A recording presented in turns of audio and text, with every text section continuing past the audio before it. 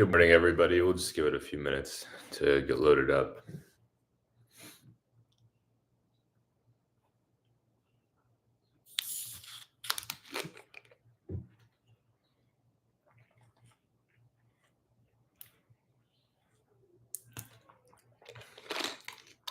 I'm like half awake.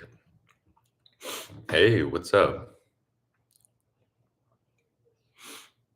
I may turn the aircon back on.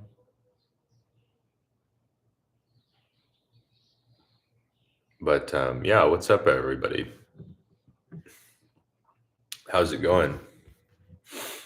I'm just waking up here. Just woke up pretty early, about like 5:30. And oh wow, we got 4 people. So this is a good time. I think because we're like probably right after people are getting off work in America. But anyway, yeah, okay, cool. I'm getting the register on the mic. Yeah, I'm doing well, guys. Man, the growth in the channel has been awesome this week. It's really just growing a lot. I've got more videos coming out. I've got probably a dozen that need to be edited, if I'm being honest. So I am really behind on editing. Hey, Mikey L, good to see you. Welcome, welcome. What are you having for dinner tonight?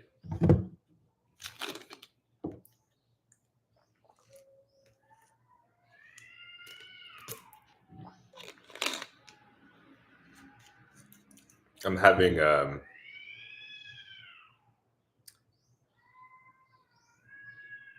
there's there's cats outside. Sometimes animals will get to not getting along on the street and I have to go out and clap. So I may do that. Guys, I'll be right back. I'm gonna go check on that.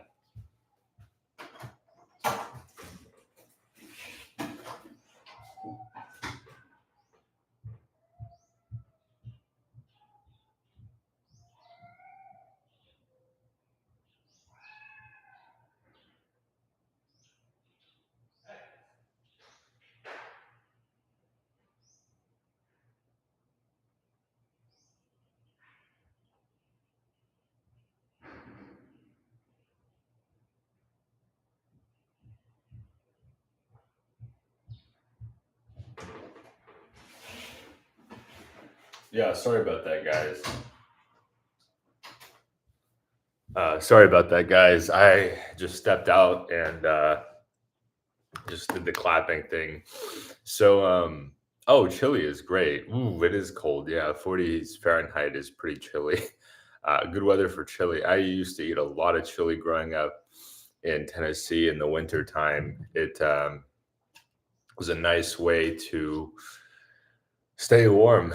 Put cheddar, like shredded cheddar cheese on top with the beans and the ground beef. Um, Sometimes we buy it. Sometimes my grandma would make it with like tomatoes and yeah, really good stuff. Guys, by the way, please give us a thumbs up. It helps with the algorithm. I noticed 9 folks are with us right now. And yeah, Mikey, that it is really cold. I can I can appreciate that. I remember a lot of chilly winters with temperatures in the 40s. Gerard, it is 6:30. It's about 6:30 a.m. here. And before the world comes to life, then I thought it'd be a good time to hop on here. And yeah, after this, guys, so yeah, here in a couple of hours, I'm going to go meet Mike of Mike's Philippine Retirement down at the Boulevard. I know Mikey is familiar with Mike. But yeah, I'm going to go catch up with Mike after this one, but I'll go for I'd like to go for at least an hour, and then I'll grab a shower and get dressed, and then head down to the boulevard. I've got some things I need to do today. Need to go clothes shopping. Need to hit the ATM. What else? Close ATM. Those are the big things. Yeah, I mean, those are really the big things. I Yeah, I probably won't be out all day though. I'll probably come back kind of early because I'm so behind on editing, guys, that I need to hang out here like for a week or so and just edit, edit, edit. I've got so much, and it's like every day I edit one video and then I film two or three. So now I'm super behind. Uh, Hey, Alex, early start. Yeah, so it is an early start for me. Since I moved to a better place to live. I don't know, some of you may have been on some of the streams I had before, but it could get very loud, regardless of the hour. It could just get so loud it would be out of hand, such that I couldn't really make the streams effective, right? Like I want every piece of content to be as good as it can be while still maintaining production.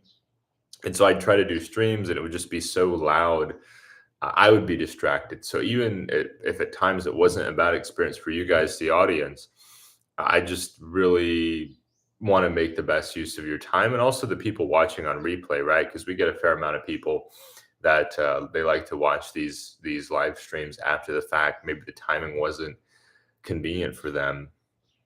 Um, yeah, early morning though. So since I moved here, I sleep a lot better, mostly better, and so I can wake up a lot earlier and be a lot more productive. I'm also in the city as opposed to on the far outskirts. So being in the city, I'm just really close to my filming locations.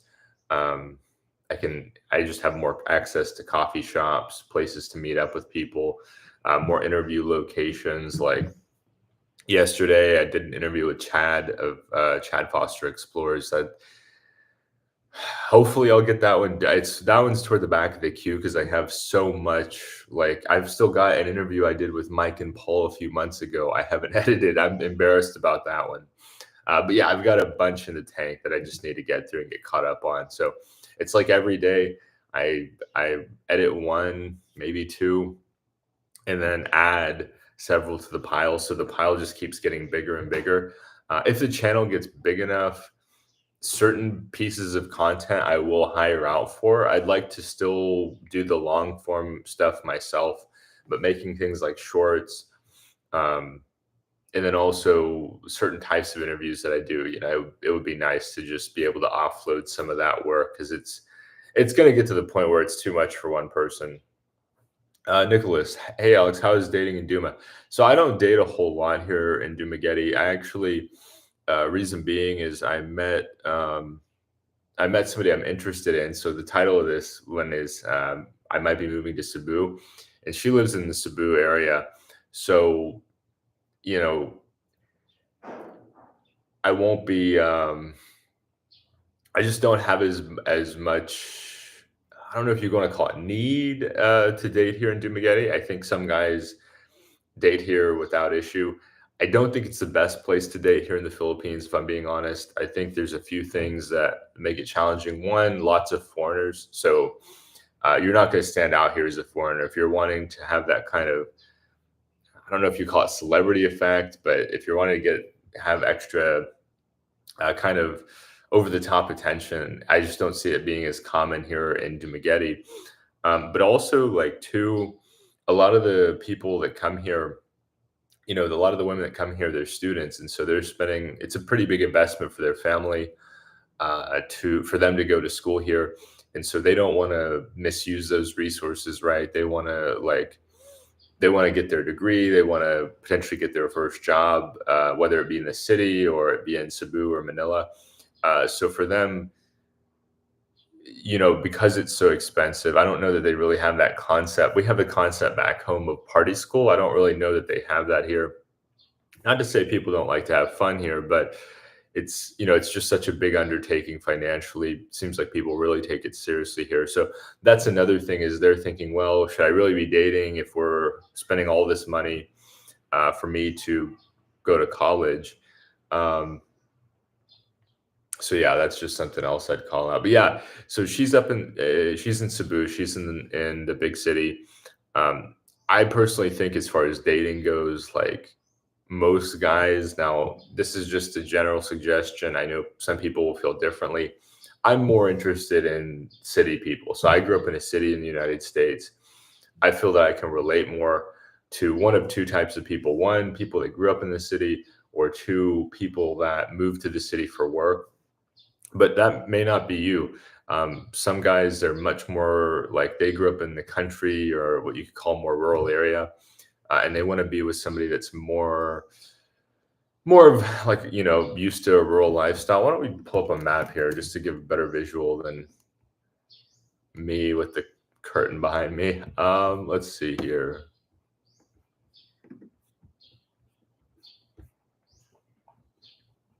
We'll just pull up Kazan Park. There we go. And so that's why I'm a fan of the bigger cities. Plus, you just have like the sheer numbers. I mean, if if you're wanting to just meet a lot of different people, the big city just if you look at it like a numbers game, you're gonna have a lot more options in Cebu and in Manila. Not that there's anything wrong with dating here. I think if you're a person that you like the smaller city atmosphere, um, I just don't know that it's the place I'd call the best or the easiest, um, because the students are focused on education. And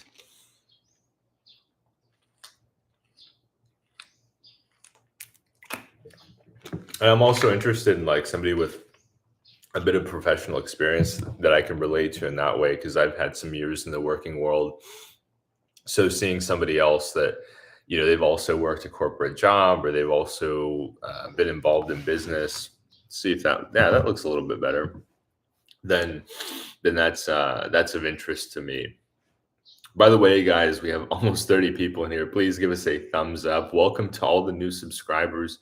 So many new people have joined, and I greatly appreciate your support of the channel. It's just been really exciting for me as a content creator to see things pick up. And yeah, I've got so much more coming. Do you follow Brian the Lion? He loves BGC. He posts hundreds of videos about how great it is. So I'm not familiar with Brian. I'll have to check him out later on today. I think that, let's see. I mean, I think there's a lot that BGC has to offer. I could have, like at my last, one of my former employers, could have worked my way into an expat job in BGC. I still kind of regret not doing that. It wasn't a guarantee, but it was something I was interested by. I think BGC is an awesome option. I think there's a lot of people that they want that big city lifestyle. Maybe they're from New York City, maybe they're from LA, maybe they're from London, and they want all those conveniences. I know 30 and a Wake Up. This is a guy, I'm a fan of his channel, 30 and a Wake Up. I think he recently moved to BGC, and he's loving it. I mean, he's loving that he can go get Starbucks. The sidewalks are super wide. The thing I would say is that if you're a budget conscious person, I don't know that BGC is going to be as friendly to people who are more oriented toward a modest budget. I think it would be beyond my capability right now. Does that mean it's off limits? No. I think that as the channel grows, as I'm able to deliver more value to people, it's certainly on the table. And it's relative, right? I mean, to live in New York City, you probably want at least a low six-figure salary. I don't know that you need that much to live in BGC.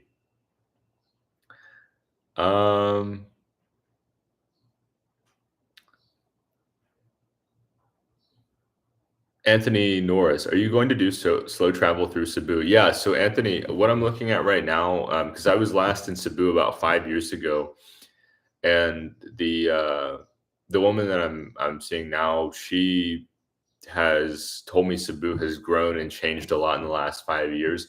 What I'll likely do, Anthony, is I'll rent the first month in IT Park.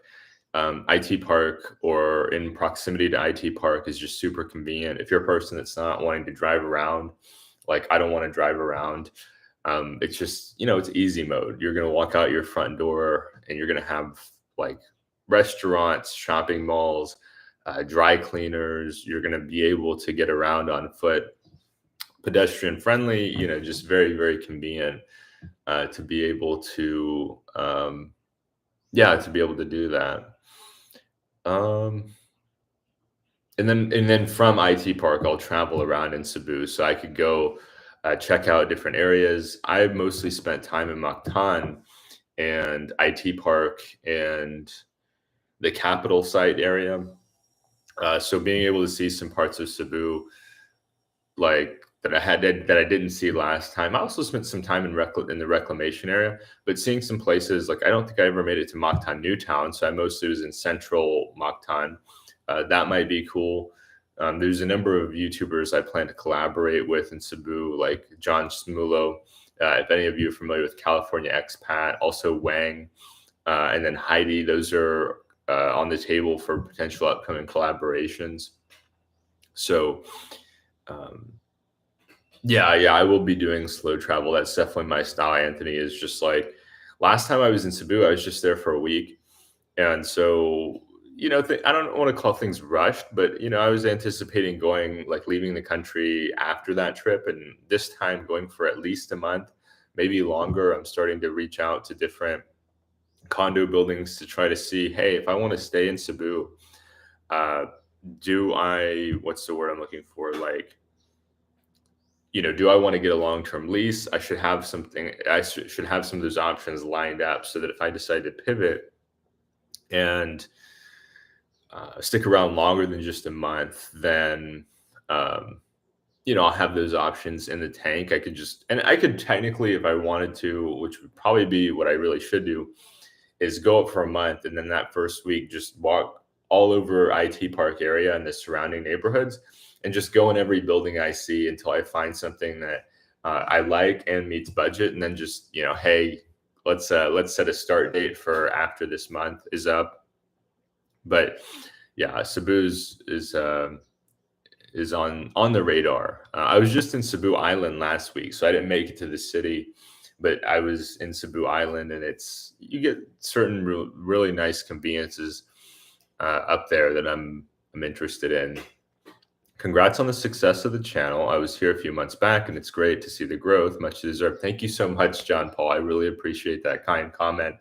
I'm definitely flattered by all the support and just really appreciate it. It's something that I really enjoy doing. It's a lot of fun for me. I think more and more people are going to want to pursue this lifestyle, and having resources, information resources, people that actually have explored a lot of these places is what will be helpful and can provide comparison, contrast, compare and contrast, that kind of thing. Overall, are you more content there than the United States? I'm seriously considering leaving Australia for Asia. Oh, absolutely. The only reason I would go back to the United States is for money, point blank. That's the only reason I would go back to the United States, is to earn more money. There's nothing else that is so important to me in the United States that I need to sacrifice my happiness. Do I have friends there? Absolutely, wonderful people that I do miss. But if the rest of my life it sucks, like it's not worth being back there, just to meet up with friends, just to complain about being unhappy, right? I don't want to bog them down. Some of my friends are not very happy in the United States either, but they're not necessarily in a position to leave for a while. So that's the main reason I would go back to the United States. Everything else is ancillary, literally only just to make money. Like, hey, I need a cash injection. I need, cash for, like, what's the word? To not sell assets or whatever. But let's see.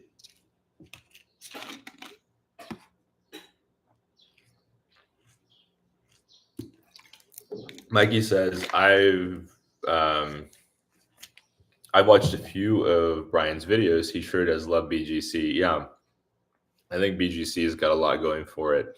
I'm not one of those people that's a hater on it. I think that there's a reason so many people want to live there. You really have a very convenient lifestyle there. Plenty of shopping. If you're a person who you want to travel to other parts of Asia, you're not too far. Why don't we pull it up actually?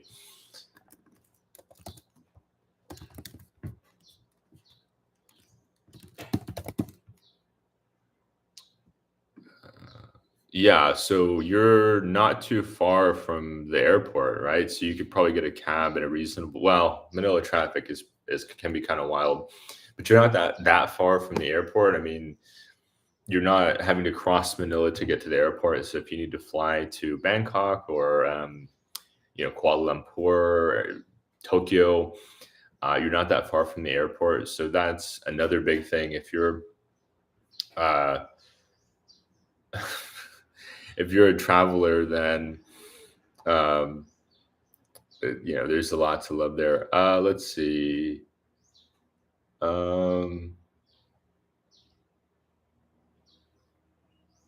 Brian pays $620 for a deluxe condo. That's a very reasonable price, Nicholas. Yeah, I mean, if you compare that to Manhattan, you can easily pay 4 grand for that, maybe 5 grand a month for that, or upwards. I mean, Manhattan rents have continued to tick upwards. MetTech, you should move to Cambodia because there's far less competition for blogging there. Yeah, it's just not on the cards right now. CBGB 2000 a month is good for BGC. I'm not sure. I haven't spent time in BGC, so I can't really do that. I should probably try it for like a month and report back to everybody like, hey, this is what I spent in BGC. And so it's certainly something I want to do in the future is go like rent a condo for a month and um, and just make a note of my expenses, make a note of what I purchase, what it costs, what the lifestyle is like. It's going to be more condo oriented up there for sure, not as much, I think, like just you're a little further from nature, but yeah. 111 IT Park offers a lot of conveniences by foot. Be ready for traffic once you exit that bubble. Yeah, one. So last time I was in Cebu, I stayed in the capital area, and certainly there was traffic. Like I would take a jeepney or a grab taxi or walk because of the traffic in Cebu. And so it's certainly, I mean, it's a very popular city.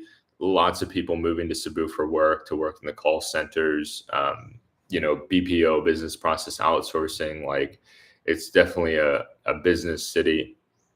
And so it does get, a lot of people there as a regard. Um, Attitude. Okay, I see. MedTech, Cambo vlogs, and For Real are my two favorite Cambodia vloggers. Both seem like great people. MedTech JP, if I move there, I will try to promote Cambodia via YouTube. Yeah, I love Cambodia. MedTech, I think the visa situation is a big one. I mean, it's not readily apparent to me that there is a long-term visa solution that I'm familiar with to stay in Cambodia long term. And for me, I always want to be following the visa requirements. So that's one of the wonderful things about the Philippines is it's very clear that I'm able to stay here without major concern for up to 3 years, and then I could leave and come back. And then also, like the woman that I'm interested in, like she doesn't live in Cambodia, so for me to go to Cambodia at that point, I just go back to America to make more money. Because I'm interested in her now. We're still getting to know each other, and I mean, I think Cambodia is awesome. It's not something where I don't. It's not in the cards right now. There's something for everybody, MedTech. I don't think there's any one solution for everybody. Like that's why when people tell me or people ask me where should I go, I'm thinking discovery trip, right? Figure out the right place for you. What's right for one person is not right for another person. I have subscribers in every Southeast Asian country. I have guys that love Vietnam and couldn't imagine living anywhere else. I have guys that they're fans of the Philippines. They wouldn't want to be in a country where English is not as prevalent. It's not like back home where I moved to a certain place because that's where the job is, right? Like San Francisco, I moved there for the opportunity to earn money. I love it. Like I really like that city a lot. But if the opportunity wasn't there, I wouldn't be attracted to that place. In Asia, you have more flexibility as far as like, where do I want to go? Where do I want to be? Guys, by the way, please give us a thumbs up if you haven't already. It does help to distribute this to more people.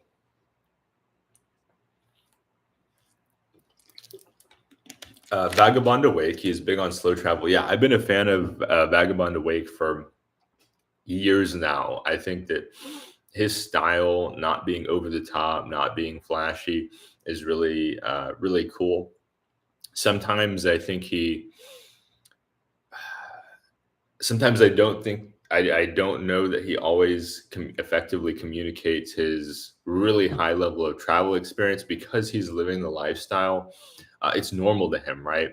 And so he can do things really cheap. I recently did a video with Chad Foster Explorers where I explained how I'm living on like 600 to 700 per month here in Dumaguete, and now I could spend substantially more than that. Like he's in the same position Vagabond Awake is. He could spend substantially more, but for him, it's kind of a game. I do have some concerns sometimes where he doesn't necessarily provide, and I don't always do this as well, as much context as I could, saying, okay, I can do this because I've lived in 5 different countries. I've traveled to 20 different countries. I've spent several years outside of the United States. I've tested and practiced. I've made blunders, right? I've made financial mistakes traveling abroad. And so it's not something, that's why part of the reason I don't do budget videos, and maybe eventually I'll do a spinoff financial channel.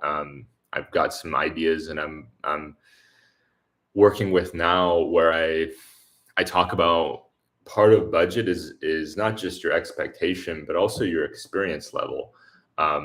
If you've never been to another country, moving to the hardcore province of a country you've never been to and totally dropping your standard of living, that's going to be extreme. Where, I mean, I live better here in the Philippines in Dumaguete on 600 or 700 per month than I did in California on like basically a 6-figure income. So that's just my perception. That's a whole nother discussion though, right? Because it comes down to individual preference. Some people would not be comfortable on a modest budget here, where they would be thrilled to have that higher end budget or not, I shouldn't say higher end, but that budget in California. I'll say it that way. Handsome man who's born in USA. Thank you, Dave. I appreciate that. That's very kind of you to say. Is there a Jack in the Box? No, Kevin, not to my knowledge. I haven't seen one. There might be in BGC. I haven't seen one here in Dumaguete. As far as some of the chains we've got, why don't we pivot back to Dumaguete here? Let's see here. So we've got McDonald's, we've got Spice, or we've got not Spice, Chow King, Jollibee, KFC is another one that's popular here. Any others that are top of mind for me? Those are the big ones. I would say those are some of your big ones. San Francisco is experiencing a cyclone right now. That's terrible. My buddy in San Jose was telling me about that, Gerard. That's really unfortunate. I hope everybody's okay, and yeah, I hope everybody's in San Francisco is okay. It's sad to see because I think that area is not really used to inclement weather to the same extent that maybe some other places are used to inclement weather. MedTech would be great to have another vlogger over there. I was there last year, went to Kampot for the first time. Great small town feel, but the expats have their fair share of oddballs. Yeah, I mean, I love Cambodia, by the way, guys. Like I think Cambodia is underrated. You're not gonna hear me criticize the place. I think it's awesome. I've heard it's changed a lot in 5 years too. So I'd like to go back at some point. I also have a friend who she's one of those people that you meet. I wish that she had English skills. One, she's you guys would probably find her very attractive. But two, because she's just so interesting. She owns a hotel there in Phnom Penh and a cafe as well. It would just be interesting to talk to her, but she struggles a bit with English. But yeah, I mean, been super kind to me and always asking me, when are you going to come to Cambodia? And um, you know, using the Translate app, and so there's a lot there. I like that it's got a small town feeling. That the city in general, it's smaller than my hometown, and yeah.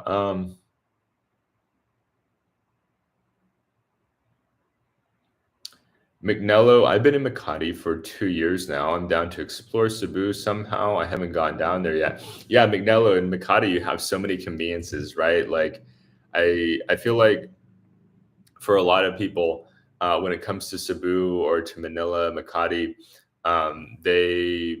they pick one or the other, right? Like uh, that. I mean, like because both are very built up. You have all your conveniences, your shopping, your Western amenities, your airport. Um, Everything you could want, right? Like you're not. Yeah, I think if you're in IT park, you're not missing out on a whole lot in Makati, and vice versa. Like if you're in Makati, you're not missing out as much from IT park. That you get more value from going to like a Boracay or a Palawan, Dumaguete, um, some other parts of the country. Let's see, MedTech. Yeah, I will be 55 next year and will qualify for Cambodia retirement visa. Very cool, MedTech. I would love to see you vlog there. Please do, because it's just such a underrated country in a lot of ways, and doesn't really, uh, yeah, it doesn't get always the attention I'd like to see it get. Cars, the best place near your lady and not too far from her. Yeah, so she's from Cebu City, so like that's or I should say Cebu area. I don't want to get more specific than that, just because like I really do want to keep her private. I don't expect to put her on blogs or anything like that for if ever, but for a while. Um, because yeah, I mean, she's a nice person, and the internet is full of not very nice people. So yeah, that's just plus, I've also heard, and I'm just gonna be transparent here. The challenge too with including your significant other, assuming you're not married, is that if you ever break up or something like that happens, not saying that I see that happening or want that to happen, half the audience leaves, right? Because half the people were watching for her. And so I'd rather just be my thing. Plus, she's got like a career and she's really busy with that. So, uh, if I were to go up there, we'd be spending time like together evenings or weekends, not so much kind of like the hangout all the time thing that you see more of here in Dumaguete. Anthony Norris, good place to work, US, not so for living. I agree, Anthony. Great place to work and earn money.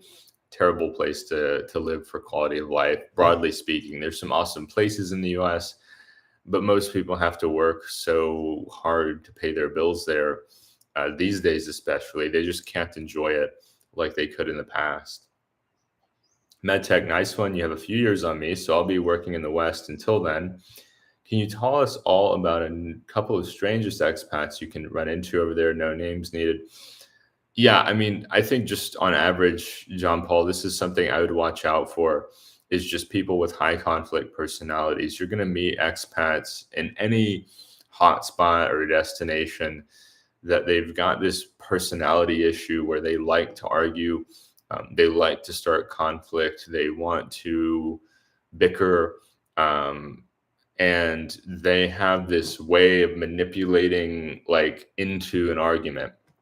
So I've met some people that they'll pretend to be your friend. They'll be over the top friendly. They'll be super nice. They'll be, oh, you're this and you're that. And then slowly but surely, they just kind of weave their way into these long and drawn out arguments. And a big one that I would look out for, if somebody contradicts themselves, that's a big red flag. If I meet somebody and they're telling me the sky is blue, oh, okay, the sky is blue. Actually, it's purple. I mean, there's a lot. There's honestly, if I'm going to be honest with you, John Paul, there's just too many to count. But I would really look out for the ones that are argumentative, complain incessantly, not general critique. I don't. I think that I'm just as skeptical of the person who's always positive as I am the person who's always negative. The person who's always positive, uh, I wonder, what are they trying to sell me? The person who's always negative is annoying. But yeah, I would keep an eye out for people that contradict themselves, for people that argue a lot. If you meet somebody that, that's part of the reason I started my channel, is I wanted to meet other expats that I felt like were stand-up guys. And there's transparency there, right? Some people say, "Oh, why would you trust a YouTuber?" Well, the thing about YouTube, especially expat YouTube, is that you share a lot about your life, and you can draw lines like, okay, they said this, and then you meet them. Does that line up with how they act or what they said? There's accountability there when you're doing like a personal kind of a lifestyle vlog, as opposed to, I don't know, how-to guides, like working on your car or some other thing that just doesn't get into personal life. And so, yeah, I mean, don't be afraid to walk away either. Like if you meet some weirdo, like, oh, you're from the US, I'm from the US, we're friends. No, there's over 300 million Americans.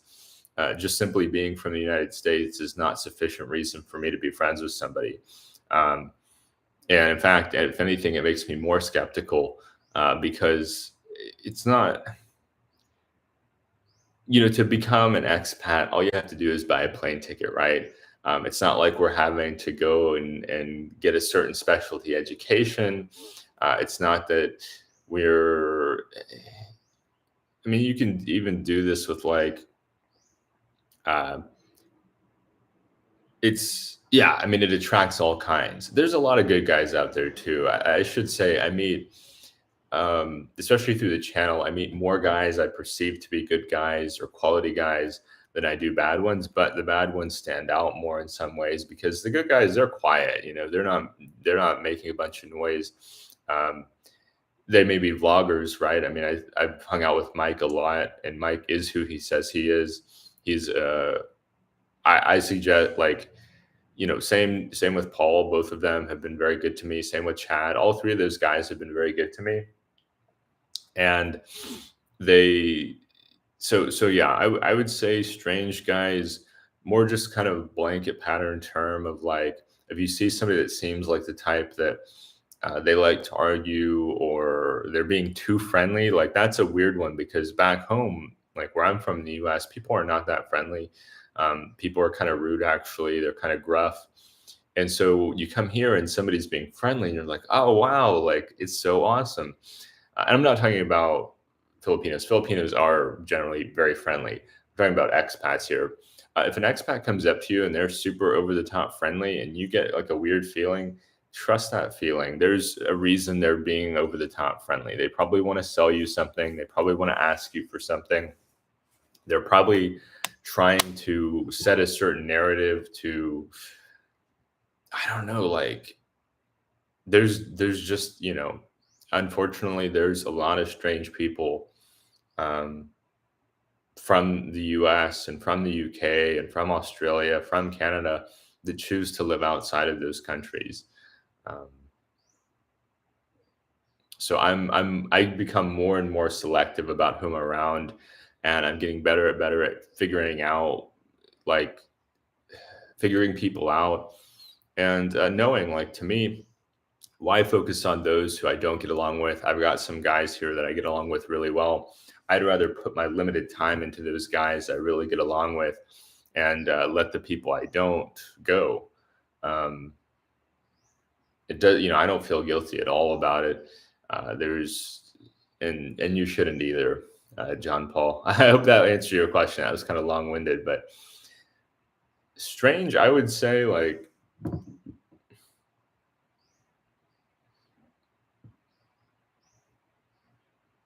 Yeah, it's hard to figure out too, right? Because like there are people that hide it well. They hide whatever issue they've got going on pretty well. Uh, they're just good at navigating social situations, but they usually eventually show their issue in the long term. Rory says, in the city of Cebu or near the city, high rise or small house. I'm not sure what you're talking about, Rory. If you could expand upon that. I'm looking for me where I want to stay. I'm looking at IT Park and I'm looking at condos in IT Park because that's just going to be the most sort of convenient way to do things for me personally. Dolphin, hey Alex, hey Dolphin, how are you doing? Feel free to chime in, everybody. We're running to the end of the comments here, so we've got 25 people on here. That's awesome. This is the most people I've had on a stream, so it looks like this is a good time for everybody. But yeah, feel free to try chime in with questions. You enjoy Butuan City? Oh, and Mindanao.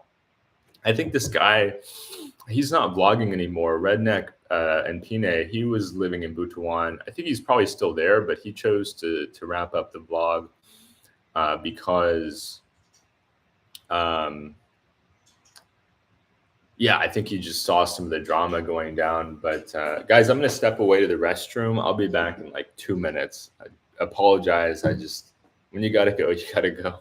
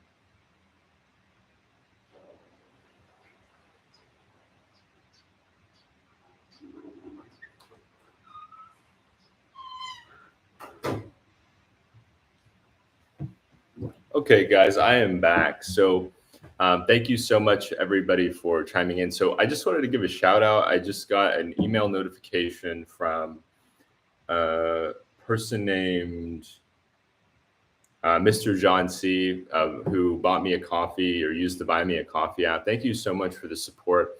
I really appreciate it. I'm not sure.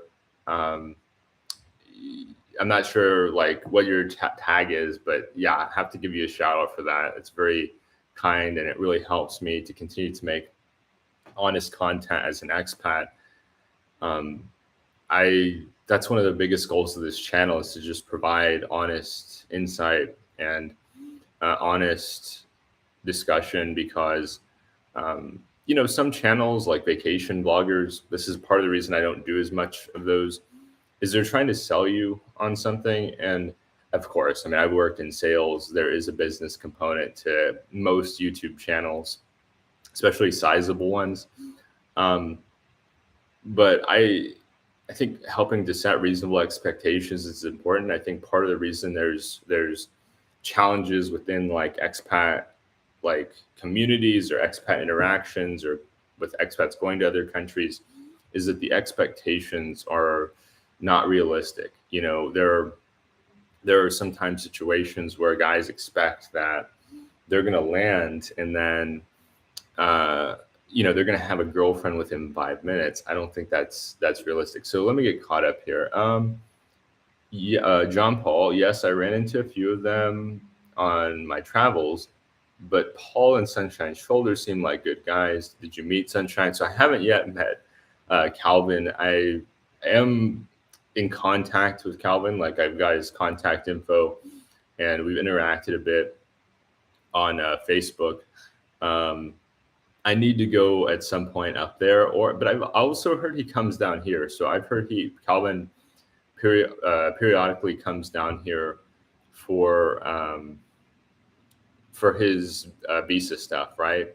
And so I'm going to keep an eye out for him. I'm sure I'll see him if he comes down here to do an extension at some point, because he's on the he's like toward the north end of this island of Oriental.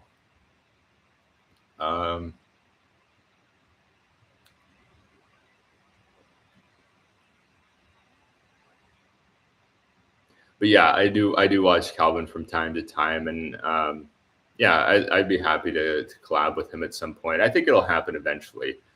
To be honest with you, I do think it'll happen eventually. I second JP about the strange expats. What are the major differences versus Cebu? You mean in terms of Dumaguete, or if you could expand upon that? Okay, Billy. I'm just not sure if you're asking me to compare Cebu and Dumaguete, or Cebu and Manila. I don't have much experience in Manila, so I can't speak as much to that city. Dolphin, I'm living in Cebu Business Park. Yeah, if I make it up there when you're up there, Dolphin, be happy to meet up. Maybe we could do an interview with you. But if not, no worries. Still happy to meet up. I'm trying to get as many meetings scheduled and handled as possible for when I'm up there. So Michigan Sensei, I believe California Expat is also currently working in Cebu. Yeah, John is great. I've been in touch with John for gosh, I think about 3 years. So yeah, John has been very nice to me, and he is definitely on the list as far as collaborations. He and I have even talked about doing some longer form content. He's thrown around the idea of doing a podcast format discussion.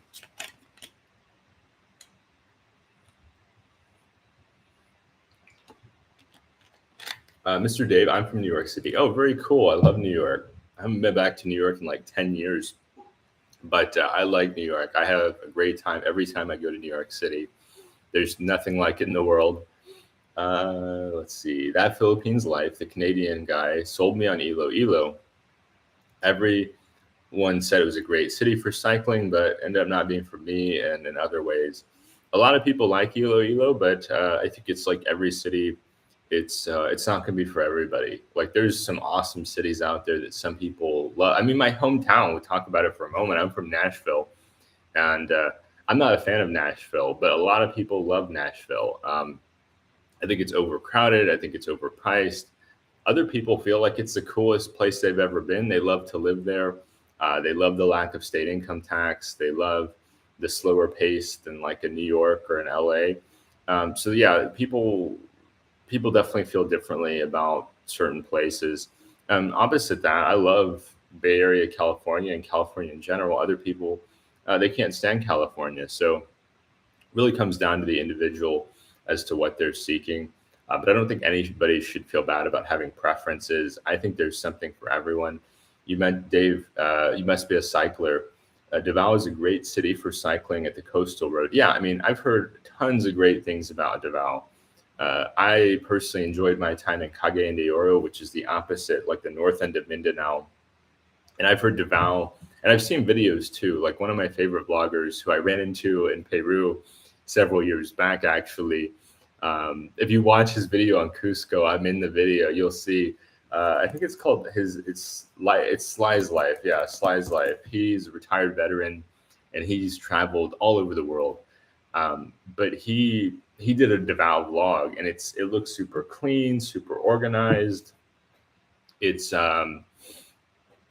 yeah, Davao is of major interest to me. If I wasn't going to go to Cebu, like if I hadn't met this woman who's from Cebu, I would probably be going to Davao. I like the bigger city atmosphere. I'm curious about Davao. It's got a lot of conveniences. It's a bit more spread out, I think, than Cebu or Manila. But just the orderliness is definitely intrigues me. Matt says, yes, I'm in Albania. I think the bloggers all highlighted the great stuff and it's safe, but there's some downsides which they don't highlight.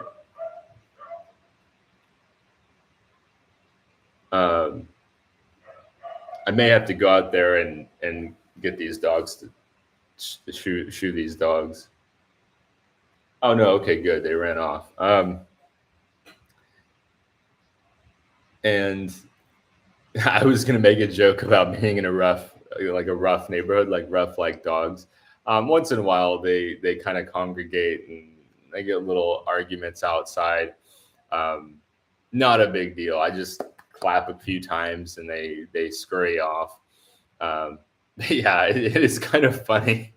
It's pretty funny. Uh, let's see.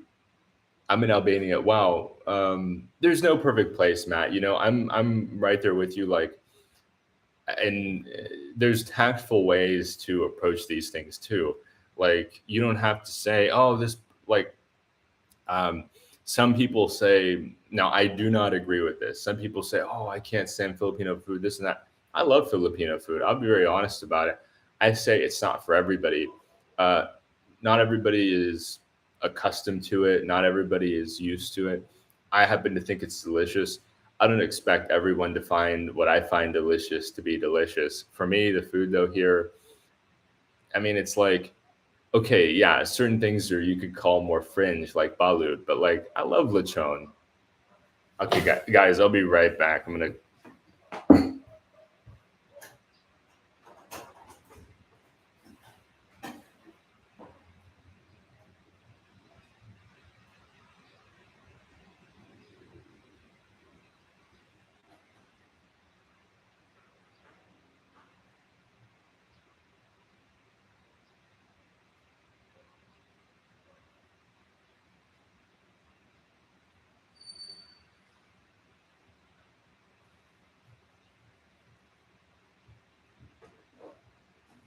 Oh my. Um, so anyway, sorry about that, guys. I just had to go and check that out because it was like I. Anyway, not a big deal. So let's see. Let me get back on track. I apologize for that. Ah, shoot, I just dropped my trash bag. Anyway, um, okay, let me get caught up here. Yeah, so that's what I think is trying to find that honest information, Matt, where you have a sense of what are the upsides, what are the downsides, and that way people can find the places that are good for them. Like there's other places that, oh my god, dude, there's like a pack of roaming anyway outside. So that's something to get used to here. That they just, I don't know, they get into it, but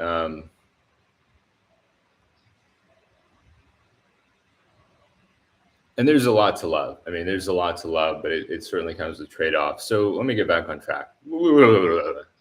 Mignello, I think it's perfectly possible to have a girlfriend within 5 minutes if you're using dating apps. Problem is, you'll learn after 3 to 6 months that she isn't a good girlfriend. Yeah, so I would agree with that, Mignello.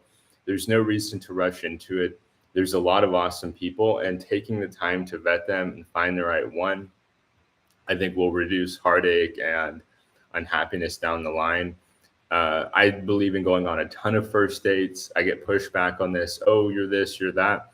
Going on a first date doesn't mean, oh, hey, you know, I'm inviting them to spend the night, right? I mean, you can go out on a date with somebody and not even kiss them, right? And so, like, I don't, I think going on a lot of first dates, getting to know the culture, getting to know the town, asking them, hey, you know, before we go out for dinner or after we go out for dinner, can you maybe show me around this neighborhood? I've been curious about this neighborhood. What's it like? In learning, because information, it's not going to hurt you, right? It's not going to hurt you to learn about the different options, the neighborhoods, meet different people, and then build up, and then look out for those red flags and look out for those green flags. You may find out on the second date that there's something about her that I just really I don't like, and I don't know what that might be, but you could find that out and then realize, man, maybe I should have waited a bit longer. I don't think there's anything wrong with waiting Um, Especially over here, you've got so many. I say this a lot. This is one of my perceptions, and maybe somebody will present something to me that changes this. So this is up to change. I think that the difference between back home and here is in back home, all the good ones are taken. Most of the good ones are taken. Here, there's still plenty of wonderful women that are not taken. And so, yeah, I don't see a need to rush, and I don't really, uh, I don't really see a need to rush over here. Which city is better for dating, Cebu or Dumaguete? Oh, easy, easy. Cebu. I would say Cebu and Manila, far and away, are going to be your two best options for dating. Manila is the most densely populated city in the world. So you've got 25 million people in the metro area. Cebu has probably got 4 or 5 million people. And you've got tons of people moving to those cities from around the country. So you get a wide variety of people. The woman that I dated in Cebu, happened to be from Bohol. So there's a lot of different options in those two cities. Dumaguete is like 150,000 people. And so you just have a much smaller pool of potential relationship candidates. And so, yeah, I think your best options are the big cities in the Philippines. If your primary focus is to date, you're just going to have more options, more places to go, more restaurants. You're going to have more anonymity. I mean, for me, I get recognized by people that are part of my lady's family, right? So I go out and I'm honest, right? I'm not chatting anybody else. I'm not going on dates with anybody else, but they'll tell her, hey, we saw the guy you're talking to. We saw him at the mall. We saw him here. We saw him there.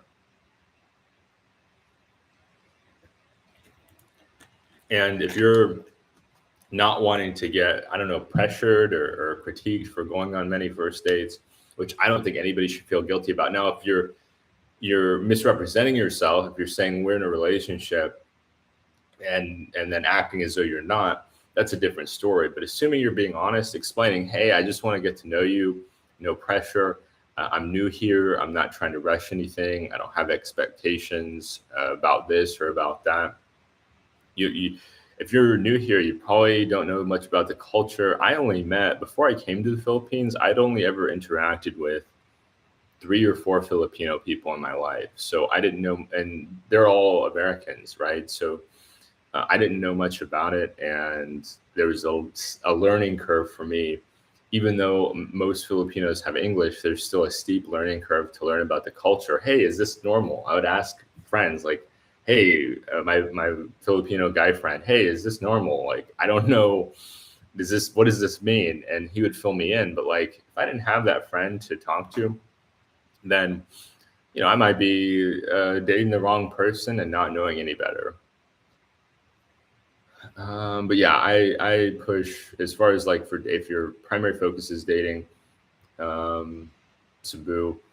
Big difference is Cebu is like the second city of the Philippines. I call Cebu, it's almost like the Chicago or the Los Angeles, whereas Manila is more like your New York City. So that's the best way to conceptualize it. Dumaguete is a college town and a retirement destination. People move to Cebu for work. Filipino people move to Cebu for work, whereas people move to Dumaguete to slow down, to relax. So kind of opposites in that way. One city, you're going for business. The other city, most are coming to chill out or studying. Like that's the big other thing is they're coming to prepare themselves with a quality education at one of the big universities here in town. So very different purposes for people being there and very different vibes. Like when I was in Cebu, it's business. I mean, people are there, they're going to work, they're commuting, they're trying to get things done. And yeah, just a different vibe from Dumaguete. I like both. I happen to like Cebu. I happen to like Dumaguete, but they provide very different experiences.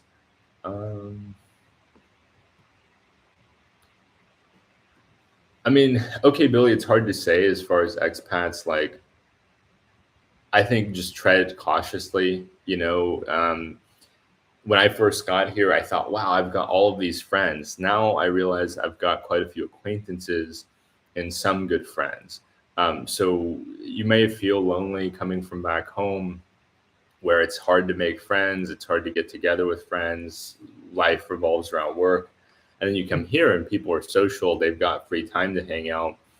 And so you may feel like, oh man, I've got friends, but just take things slow, don't rush. Mr. Dave, I've spent over a year. Davao, it's cleaner than Cagayan de Oro, cheapest durian in the world, and other good fruits. That sounds great, Mr. Dave. I love durian. I've got to come down to Davao at some point. It sounds like a real gem. Are there any financial advisors there?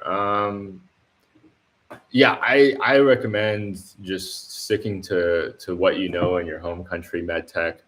I think you mentioned being from the UK, but having spent a lot of time in the US, it doesn't matter what country we're talking about. I generally recommend just sticking to what people know, and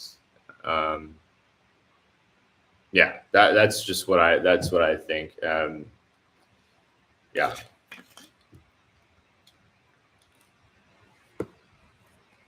Davao is well laid out, not dense like Cagayan de Oro, but again, this is not a good region for having fun with people. More conservative.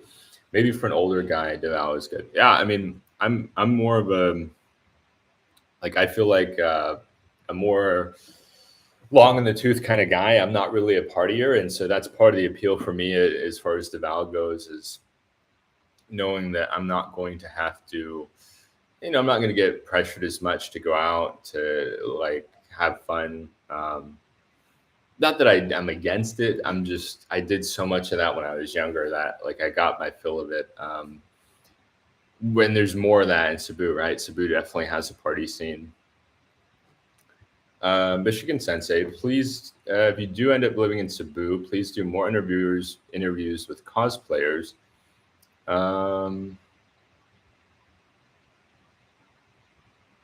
Yeah, if I see cosplayers, happy to do that.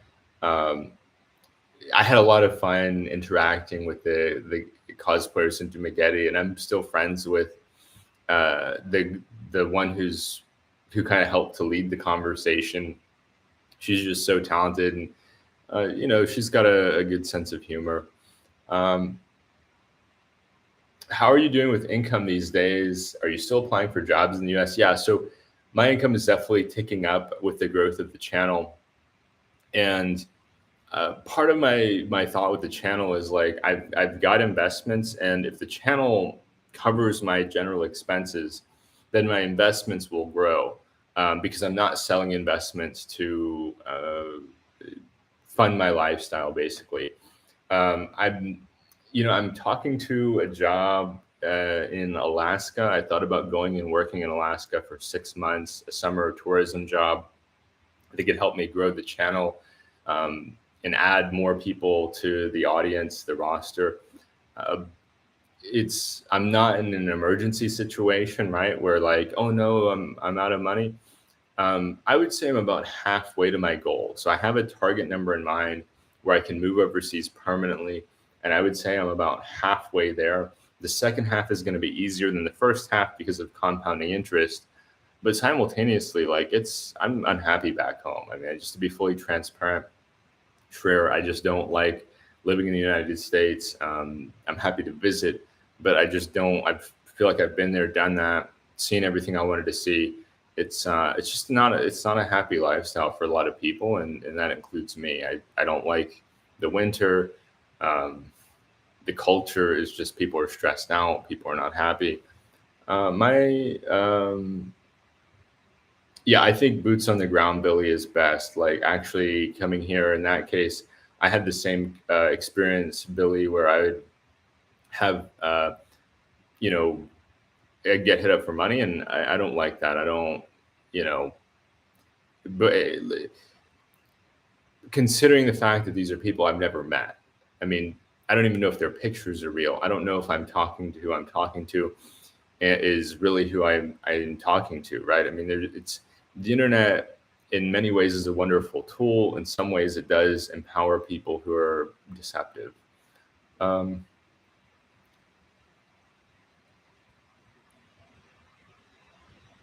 Journeys in Bohol. I think Tagbilaran would be a good option. Less crowded than Cebu or Davao, and you have beautiful beaches in Panglao close by. I'd be happy to visit Tagbilaran journeys.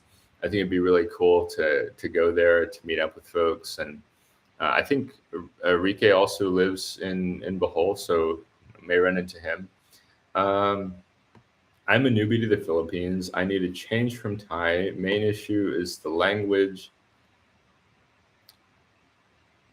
Yeah, English is great. Yeah, the English is. I mean, that's a big appeal of the Philippines is the what is it? Yeah, I mean, so I spent a year in Thailand, and the challenge that I did have there at times was just not having the English. It's great in Bangkok. It's decent in Chiang Mai, but you do feel kind of lonely after a while. I mean, I had a buddy here in Dumaguete. He lived in Thailand for 15 years, and he said he did get lonely after a while because of that language barrier. Where here, I mean, I have conversations all day long. I'm gonna have after our conversation here, I'm gonna be going down to meet up with Mike, and we're probably gonna hang out for several hours. We might end up hanging out for 4 or 5 hours, and we'll be talking the whole time. This is the least lonely I've ever felt in my life. The social climate here is awesome. You can meet people all day, every day. I have to turn down social engagements here. I've just gone, and part of that too is just being a blogger. I mean, if I socialized all the time, I would never be able to put blogs out. And my vlogs are social. I mean, like I'm having conversations with people sometimes, I'm doing interviews, but it's the English here is just amazing. I mean, I feel like you have a deeper connection, or you can build a deeper connection with people here because of the English. It's, what's the word? It just adds a lot of depth, right? It adds a lot of depth to your interactions. If you're trying to date here, you can have like they get American culture. The woman that I'm chatting now and interested in, she knows a lot about America. We have great conversations, and I think that would be harder in some of the surrounding country. I know it would be actually from personal experience that it would be harder in some surrounding countries where English is just simply not as prevalent. You might really like them, but you're not going to have the same depth of interaction that you're going to have if you both have the same language. Even the attractive ones are taken or have tons of guys chasing them. I'm just watching from the sidelines for now. Yeah, I absolutely agree, Michigan Sensei. After dating over here, I can never date in the US again. It's just like there's no point. I mean, they like you come here and like I'm almost, I don't want to say burnt out, but like just the amount of gorgeous women I see everywhere, I'm desensitized. If I were to go back home and visit, I would be like having my head dunked in ice water. I mean, it's just ugh. Yeah. I mean,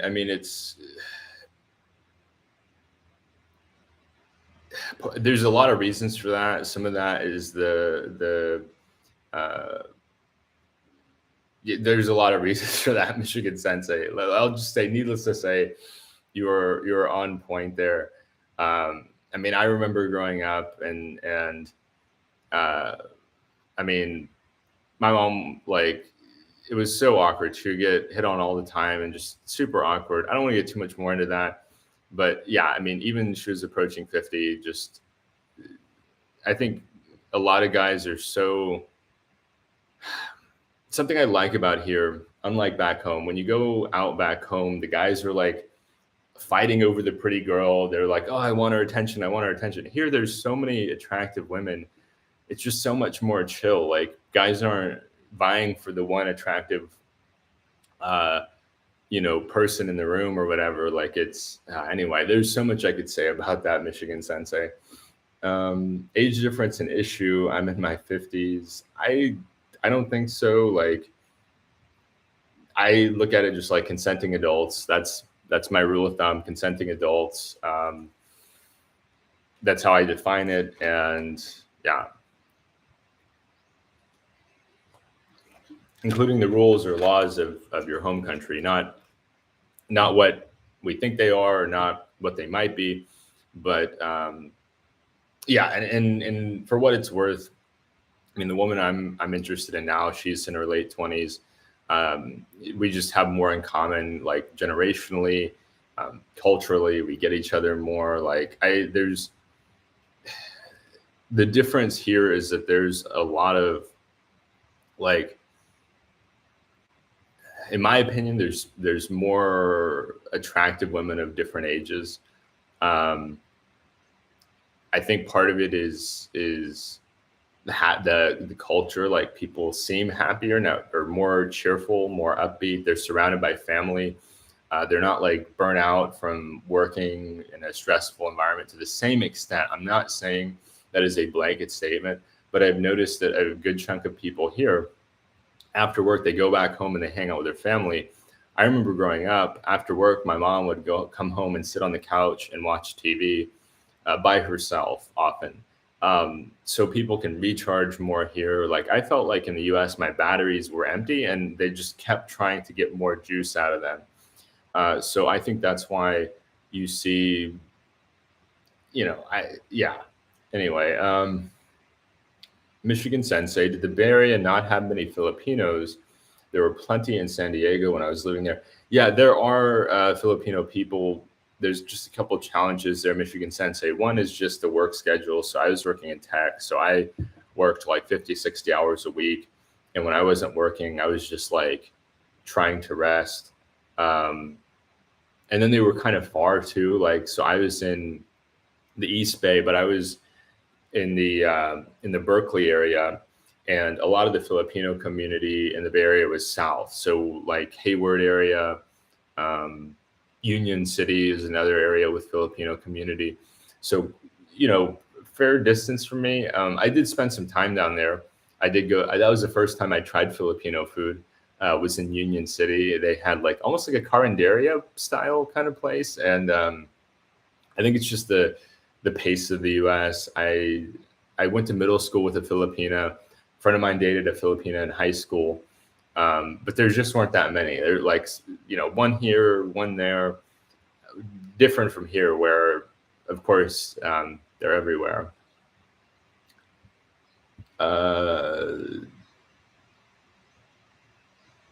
Yeah, Mignello, I mean, that's going to be a transactional kind of a situation. Like, guys have to be realistic. I've had friends tell me about the challenges there. I'm just thinking, like, you got to be realistic about it. I mean, think about, were you interested at that age? And that probably not. When I was like, when I was 18, I'll just say it. When I was 18, I was dating other 18-year-olds. That was just my experience. Okay, Billy, I don't have a motorcycle license, so I will get around by foot. I believe in Davao, we may need a motorbike. Yeah, you'll probably need a motorbike in a more spread out area like this. I don't ride motorbikes, so if you want an alternative, Billy, living close to like the big Davao malls will probably you won't have to ride a motorbike. What's the word? You could walk to like what you need in the immediate vicinity. The malls seem to be surrounded by businesses here.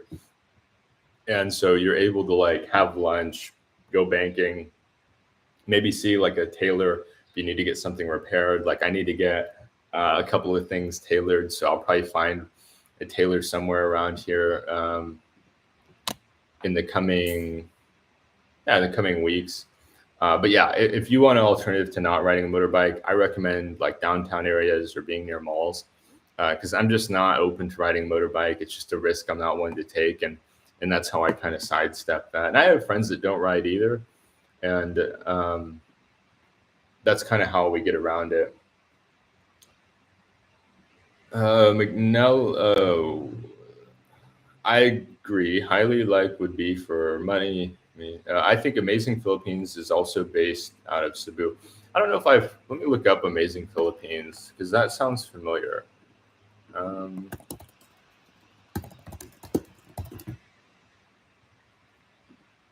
I've never heard. That's surprise. Oh no, think I maybe have seen his not. I'll check it out. I think I Oh, it looks like he's in Dumaguete right now. I see maybe somewhere else, but it looks like, oh no, I think it is somewhere else. It looks too busy. I saw his latest vlog here. He just posted 40 minutes ago, but I'll check it out. Thank you, Michigan Sensei. McNella, I don't judge, bro. Just be honest. I agree. Yeah, I'm not a judgmental person. I try not to be, because with being judgmental, and this is different from having judgment. Like, judgment for me, yeah, if I'm looking at places to live, yeah, I'm going to judge. I'm going to try to figure out which place I like better. Nothing wrong with that. But when it comes to judging people, different from other areas, then yeah, it feels awesome at first. Oh, I'm so good and they're so bad. And then you isolate yourself. Ultimately, like, if you're judging other people, it feels great at first. You get a dopamine boost. Oh, I'm high, I'm up here and they're down here. And then you're lonely because you've separated yourself from other people. I talk about it all the time. Like, a lot of guys back home are lonely, they're isolated. It's no wonder they're hard to get along with. And yeah, I mean, that's why so many are coming over here, because it's a second chance at life. And yeah, so I'm right there with you. Just having open and honest discussion, honesty, and searching for the truth has served me very well. Can I ask what your target in pesos to live monthly?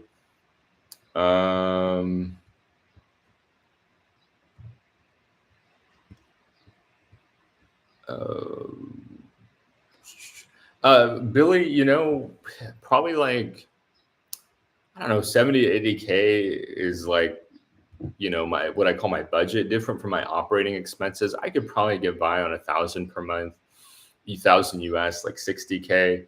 My rent, I expect to be like 20 to 25K per month. Electric will be, I don't know, like 3K. I'll be out a lot because in Cebu, I'm going out a lot, going to malls, going to restaurants, exploring different parts of the metro area. So yeah, that's kind of where that's at. Cars, I think nobody is perfect. Same with places to live. I choose a mix that meets my needs. As far as dating, I found a good Filipina, dates only to evaluate the possibility of marriage. Yeah, cars, I think that's a great point.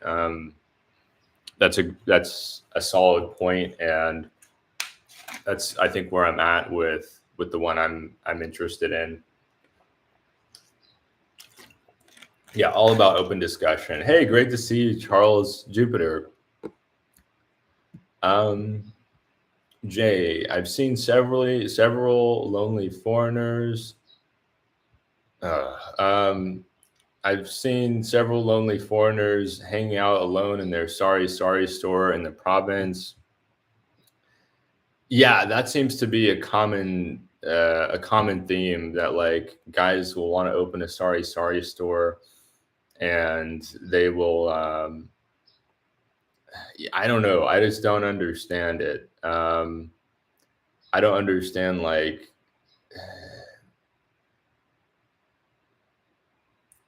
the challenge. That's why, like, Jay, that's why I'm a fan of being in the city. I don't blame people for wanting to live in the province.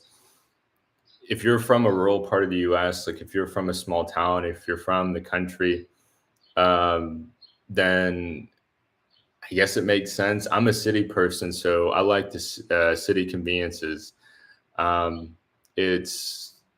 wouldn't be happy living in the province long term. I've spent some time in the province at this point. It's fun for like a week, but I just get bored. I mean, I'm used to being in a city where I can like snap my fingers. I can try a different restaurant. I can, what's the word? I can go to a different shopping mall. If I want to go see a movie, I can see a movie. If I want to meet up with people, like here, it's super easy to meet up with people in the cities. If you're in Cebu, or you're in Davao, or you're in Manila, I mean, I could have a different like get together every day. Here in Dumaguete, it's that way. Just to kind of give you an idea of my social life here, very, very different than back home. Here, I've got a group that meets every Thursday. Friday, typically, I'm running into friends in the evening. Like if I don't have anything scheduled for Friday, I always go out to the boulevard. Or, well, no, it's not Friday. Today's Saturday. I lose track of the days. Go out to the boulevard. I'm gonna run into friends. Saturday, same deal. I'm gonna run into friends if I go out to the boulevard. Uh, Sunday, I do some tutoring online, and so I get my social interaction that way. But if I want to, I go out to the boulevard. Um, Basically, there's meetups all the time. There's different kinds of group meetups. I've got like friends all over town. If I want to have like a hangout every single day, I could do that here. Very different from back home, and that's something I really like about it here. It's Oh, Michigan Sensei. I wonder if Janet will be doing her live stream when you go down to visit Mike. I'm not sure. I don't know if the shop will be playing music or not. Typically, um, that could be a challenge. I know Janet's had some challenges as far as just making sure she doesn't have copyright music. But it's always a lot of fun. Janet's a lot of fun. She's a lovely woman, and yeah, they're awesome people. Mike and Janet have been very, very good to me, and I have nothing but positive things to say about them.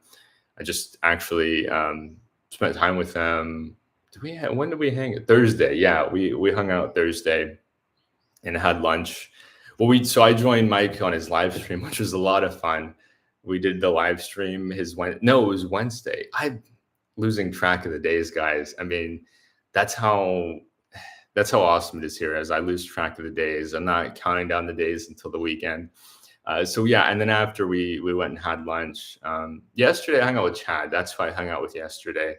And just being downtown, like I run into people. So even aside from needing to schedule stuff, aside from needing to like set stuff up with people, um, it's yeah. I mean, it's just you just run into people. Like I go to the grocery store, I'm liable to run into somebody. Every other time I go to Robinson's Mall here in Dumaguete, I'll pull up Robinson's down here.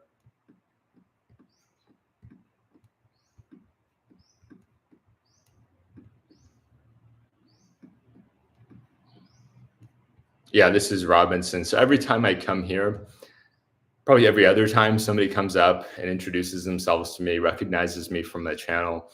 And at first it was a little strange, right? Because like I'm a normal person. I'm not by no means a celebrity, but to get recognized and have people thanking you, it's a good feeling knowing like you're having a positive impact and that the vlogs help people to like learn about these places and ideally save them some challenges or some missteps that they might not have anticipated. So it's hard to feel lonely when people are coming up to you like, hey man, I saw you in a vlog, really enjoyed it, super entertaining, super informative. Back home, of course, like I feel super lonely back home. I'm sitting in an apartment. I just worked until my brain is not thinking clearly. Probably live far away from other people. Traffic is bad. You don't talk to your neighbors. I mean, life in the U.S. is all about the dollar. It's designed around the dollar, and that's why there's a loneliness epidemic. I mean, some people have called it the new smoking. I think it's only going to continue to get worse. I mean, I don't see the loneliness situation getting fixed in the U.S. I just don't see there. I just don't see the incentive being there to fix it. I mean, loneliness is profitable. If you want to make money off a lonely person, it's much easier, right, than somebody who has a sense of community that's happy. Like it's easier to make money off of somebody that's isolated. They're going to spend more money to try to avoid that feeling. They're going to make more financial mistakes trying to avoid that feeling. They're going to need more health care because their health is going to suffer from being lonely, their physical and mental well-being. It's very profitable in the United States to have so many lonely people. And we live in the attention economy. So everybody is vying for attention. Everybody's competing for attention. So the lonely person that's maybe got some issues, it's not super fun to be around. they're just not going to get the attention where in the past, maybe they would have gotten more attention. Now it's like, no, no, no, this thing over here is more entertaining. This thing over here is more engaging. And yeah, so I mean, it's just, it's sad. I mean, it's very, life in the US, it's very, very materially wealthy. People have all kinds of material wealth, the latest cars, computers, houses. But as far as from a relationship perspective, unless you're like a celebrity or a sports player, you're a CEO, most people simply cannot maintain a social life. I should say, many people cannot maintain a social life to the extent that they would like to. Most people will have to sacrifice some element of their social life to work, to be productive, to pay the bills, to avoid going into debt, or to avoid going into worse debt. It's yeah, it's just, I mean, like I said, some ways it's great, but in other ways it's challenging. Um, yeah, that's not the same, Charles. If that were a solution, you wouldn't see so many guys that want to come to Southeast Asia or go to Latin America. I mean, if I was wanting to meet, a Latin American woman, I would just go to Latin America. I'd probably rather live in Latin America if the finances were in order. I think Butuan is a hidden gem, friendly people, two big malls, no traffic, and close to Siargao and Camiguin. Camiguin is awesome. I think Camiguin is one of my favorite. I don't know if you call it a hidden gem, but Camiguin is awesome. It's a little bit remote, but it's fantastic. Yeah, Butuan. Let me pull up Butuan on this map here. So I've been to almost to Butuan. So I've been to, was it Magsaysay or Vina? No, okay, I didn't make it to Butuan. So I made it to Balingawan. So I did the ride from Cagayan de Oro up to Balingawan in like a minivan, and then took the ferry to Camiguin. So I didn't make it this far, but yeah, Butuan. Let's see what Butuan looks like here. And that looks nice. Like, I like the bridge.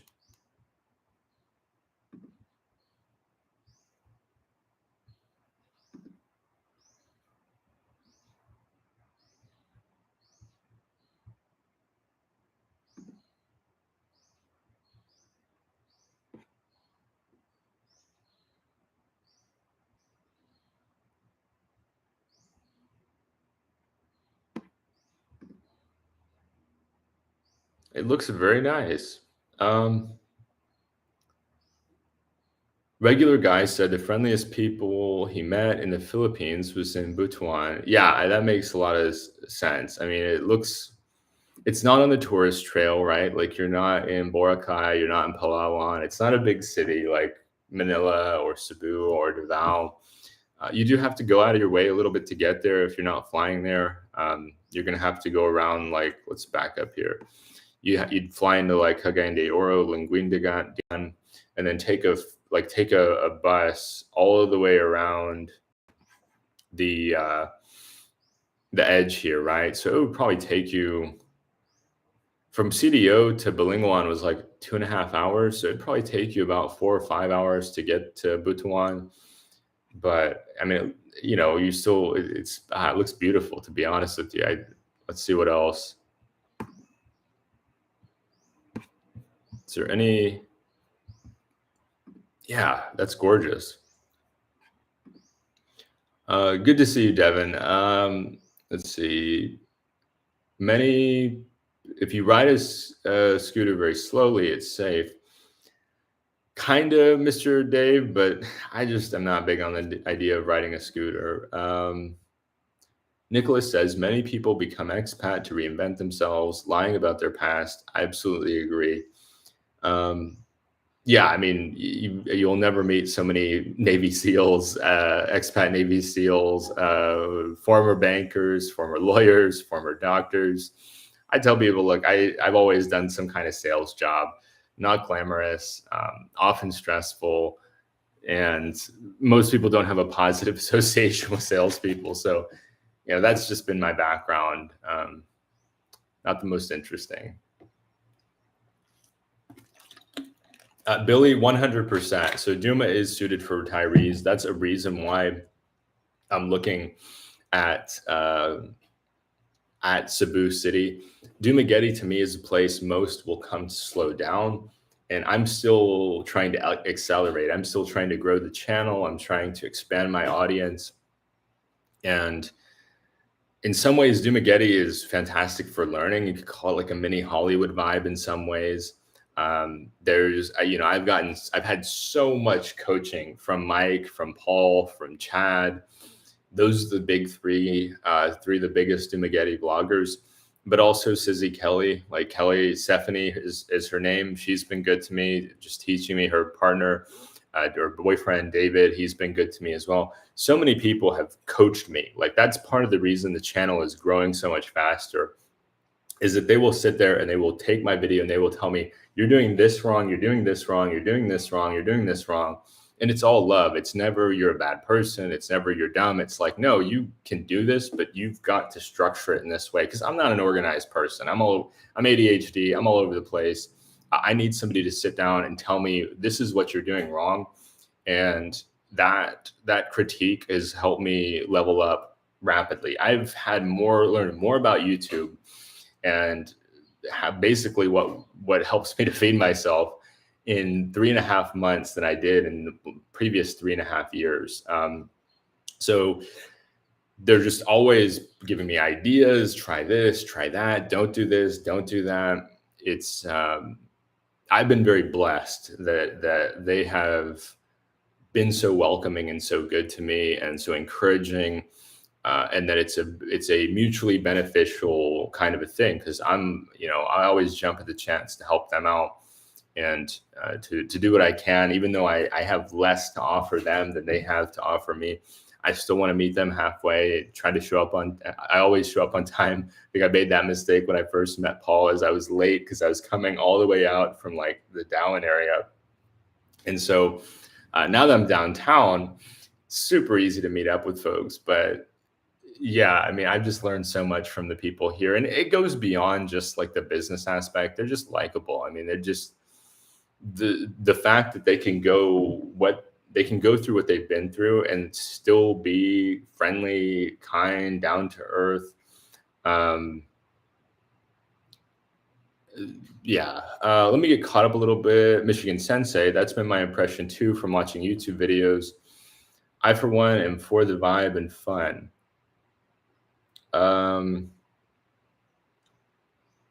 Yeah, it's just a really fun vibe here. I mean, even Dumaguete with the more laid back vibe, it is nice. Like I struggle to find positive male role models in the US. So my dad was not around when I grew up.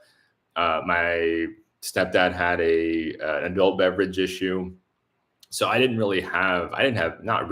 have any positive influences growing up as far as other men guiding me toward positive decisions. And so being here, I've got these guys that they want to see me succeed. They actually invest the time to mentor me and to, like, I don't know. My mental health has improved a lot from being here, in part because these guys are like, yeah, like I made these mistakes, don't make these mistakes. Owning up to it. Like some of the guys I grew up around that were older, they would always put out the I'm perfect vibe. I know everything. I've done everything right.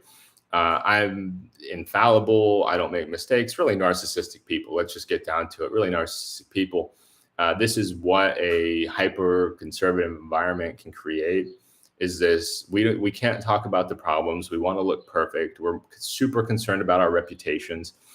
So we don't want to be honest about life's difficulties, about challenges in life, because to do so would be to admit our failings. And so I don't have that experience here in Dumaguete. I meet guys with challenging backgrounds who have made major missteps, mistakes, and who are very honest. I mean, something I like about Mike and Paul and Chad, they are unapologetic. Back home, I feel that as a guy, I have to constantly apologize. I'm sorry for existing. I'm sorry for this. I'm sorry for that.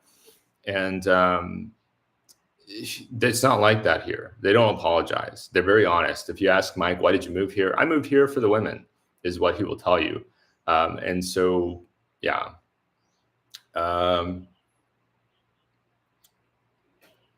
Yeah, Billy, Davao, and Cebu. If you're a bigger city guy, I think it's awesome. Like, they're going to be easier to integrate into. They're going to be easier to move to than most other cities. Dumaguete is an exception, and that there's so many foreigners here. But Davao, Cebu, you get off the plane within a couple of days. You'll have a SIM card. You'll have a data plan. You'll probably have some places you want to go out to eat. It's you'll be able to walk around an air-conditioned mall. Maybe you forgot something. You need to buy clothes. You need to, hey, you want to meet up for a date? Like, hey, let's just meet at IT Park, or let's just meet it here. Let's just meet there. It's a fewer, like I feel that the further away you get from what you're used to, the more degrees of separation that you get, the harder it's going to be. So if you're from a big city, another American big city, not a big deal. Another big city in the UK or Australia, not a big deal. Okay, next step, you go to a big city in Asia. Okay, that's going to be different. Okay, you go to a medium-sized city. That's another like degree of difference. Then you go to a smaller city. That's an even bigger degree of separation. That's going to be different from what you're used to. Good morning, Janet. Good to see you. I think I'll be seeing you and Mike in about an hour and a half. I'm going to wind down probably, I don't know, 15 minutes, somewhere in there, because I want to come see you and Mike this morning, Janet. If you're with Mike, you may have some other plans or things that you're working on this morning, Janet, but it's always nice to see you and Mike. And my voice is starting to go, guys, if you can't tell. So I got to give it a little rest and drink some water before I go and see Guapa Janet and Tito Mike. Let's see. Winter storms in the U.S. can also put the kibosh on many social activities, thus adding to the loneliness epidemic. Absolutely. If I look outside and it's snowing or there's cold rain and it's overcast, that's a lot of effort. Where here it's sunny. I mean, you can see how beautiful and sunny it is. It's not a stretch for me to just like go down to the boulevard, meet up with people, and yeah, the weather is a big part of why it's so easy to be social here. Dave, Butuan has a legit airport. There's nothing really amazing about the city. It just doesn't have traffic problems. There's almost no foreigners, so the locals are very friendly. Yeah, I mean, I do find at times in many expat destinations, the locals can get burnt out on expats. Expats tend to have a reputation for arrogance, impatience, entitlement, inconsiderate attitudes and behaviors, a lack of cultural sensitivity at their worst. This isn't all, but this is just a tendency that a lot of local people have kind of shared with me when I ask them, hey, have you dealt with issues? Like I have friends that work as waitresses here in Dumaguete, and I kind of press them. They're so polite, they're so friendly, but I kind of press them, hey, have you seen any bad behavior? Tell me about it, because one, I'm embarrassed about it, but two, I want to validate them and let them know, hey, there are people like that. Okay, don't internalize it. Don't feel like you've done something wrong because some American loses his patience. He's probably like that back home. He's going to be like that wherever he goes. He's got an internal issue. I find the Filipino people generally very easy to get along with, very high EQ, very high emotional intelligence, very, very aware of how to navigate social situations in a healthy way. So, yeah. I mean, like Brett Deb said it really well. He said, a Thai person might get you for a few dollars. A foreigner is going to try to sell you a business that doesn't exist.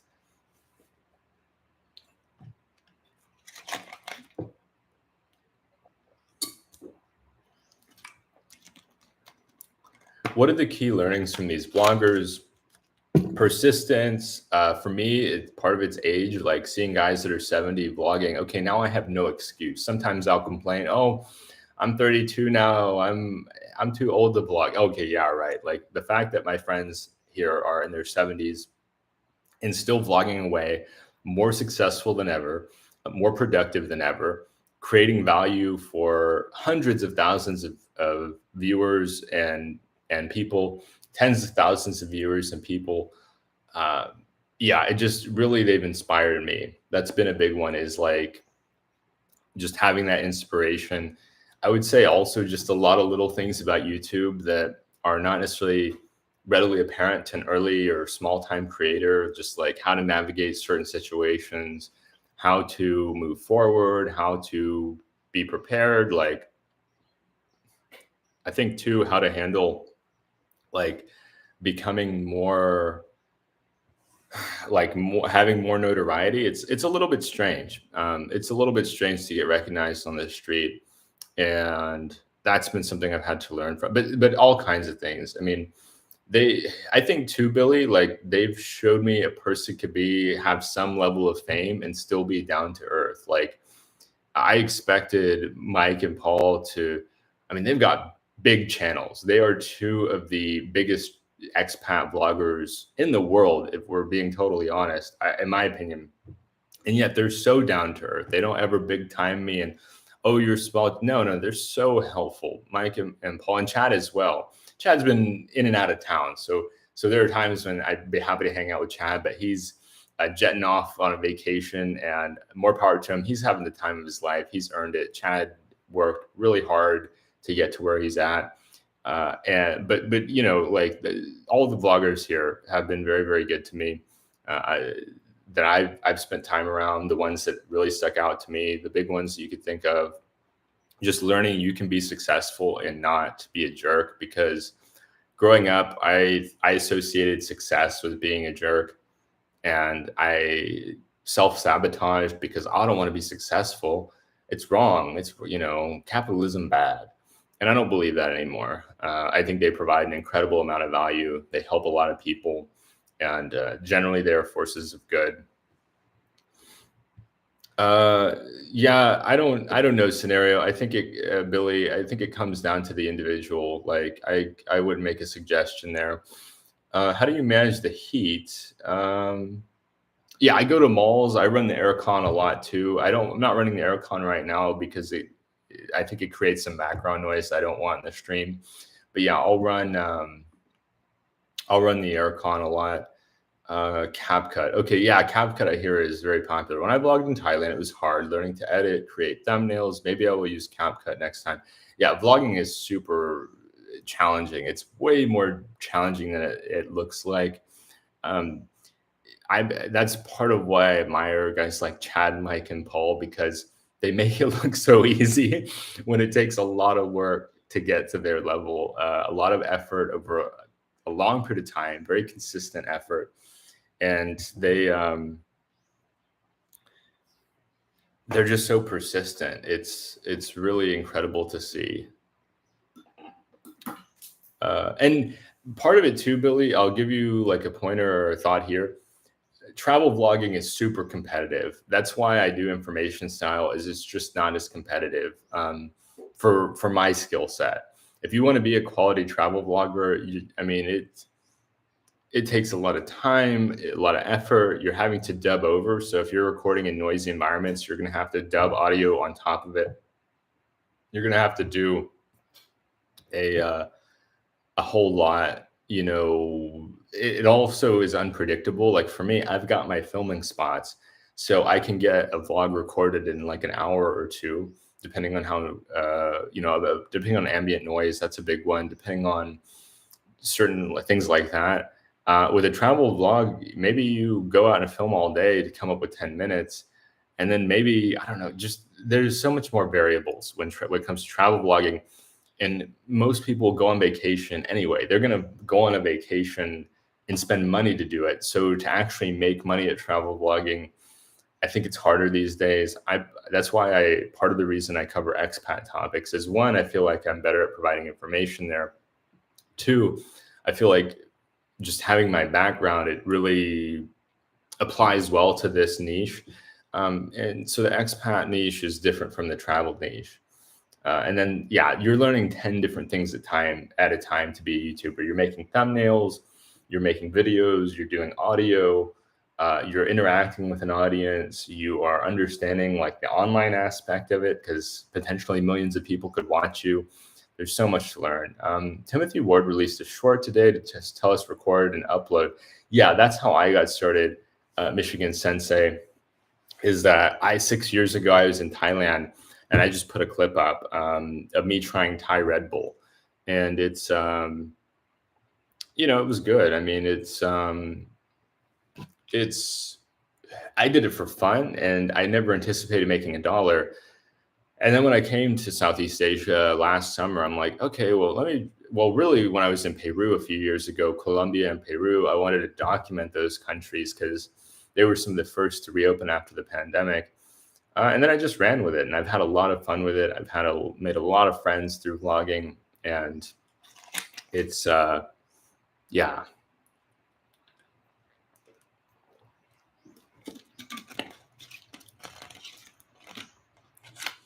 Mr. Dave, big problem with Dumaguete is that there's only one mall. Yeah, Dumaguete, I mean, you've got more malls than that, Dave, as far as like a Western style mall. Yeah, you could say Robinson's is it, but they've also got Unitop. They've got Evermall. They've got Tops and Bottoms, which is more like a Ross Dress for Less. They've got several. They're just kind of hidden. I don't want to say hidden, but like you have to kind of wander around and find stuff a bit more. And I love Dumaguete. I think it's an awesome city. Certainly, it's not for everyone. Some people will be happier in a bigger city. But guys, I think I'm going to wind down here because I got to hop in the shower and then throw some clothes on and head down to meet some friends. But yeah, okay, Billy. Yeah, if you're blogging, I'll be happy to check your channel out. But guys, I think I'm going to wind down here. If you're watching this on replay, give us a thumbs up. It helps with the YouTube algorithm. Additionally, comment down below. Where do you want to live? If you come here to the Philippines or you come to Southeast Asia, comment below. Let us know. It helps to generate interesting discussion. Are you interested in Cebu? Are you interested in Manila? Dumaguete, where I'm at right now. It's always fun to discuss where you want to be based, and it helps people to get a better sense of what's on offer out there. Finally, if you enjoyed this, you want to see more content like it, subscribe to the channel down below, and we'll see you soon. Thank you, everybody. Have a good weekend.